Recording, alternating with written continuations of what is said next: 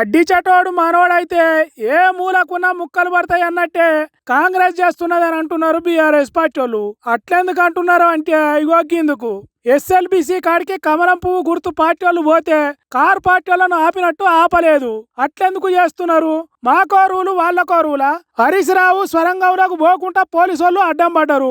అక్కడనే మట్టి దుమ్ములా ఎర్రటి ఎండలా కూసుండబెట్టిండ్రు. అంతేగాని లోపలికి పోనీయలేదు. స్వరంగంలో ఇరుక్కున్నల్లా ఇంటోళ్లను గలవనీయలేదు. కనీసం మంత్రులతో మాట్లాడదామంటే గేటు బయటనే ఆపిండ్రు. కానీ కమలం పార్టీలను చూడుర్రి ఎంత దర్జాగా స్వరంగంలోకి పోయేటట్టు చేసిండ్రో.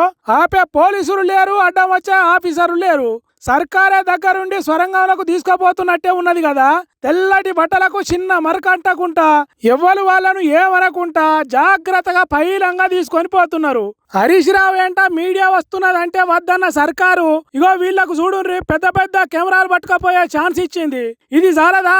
కాంగ్రెస్ పార్టీ కమలం పార్టీ రెండు ఒకటే అని రెండు పార్టీలు కలిసి తెలంగాణ జనాన్ని తప్పుదోవ పట్టిస్తున్న సంగతి తెలుస్తలేదా? తెలంగాణ కోసం కొట్లాడిన పార్టీని ఏదో చేద్దామని రెండు పార్టీలు కలిసి ఆడుతున్న డ్రామాని జనాలకు తెలుస్తలేదా? ఇంత పక్షపాతమా, ఇంత అన్యాయమా అని అంటున్నారు బీఆర్ఎస్ పార్టీ వాళ్ళు. ఇన్నేళ్ళు బీఆర్ఎస్ పార్టీ ఉన్నప్పుడు రాని వరంగల్ ఎయిర్పోర్టు రేవంత్ రెడ్డి రాగానే వచ్చుడేందో, బీజేపీ పార్టీ ఎస్ఎల్బిసి స్వరంగంలోకి పోతుంటే ఆపకుంటుండేందో, ఈ రెండు పార్టీల బంధం అర్థమవుతున్నది తెలంగాణకు అని అంటున్నారు కారు గుర్తు పార్టీ వాళ్ళు. ఎవరది ఏ బంధమో మనకు తెలియదు కానీ ఎస్ఎల్బిసి స్వరంగంలో చిక్కుకున్న జాడ కొద్ది గంటలలో తెలుస్తుంది అంటున్నది సర్కారు. చూడాలి మరి ఏమవుతుందో.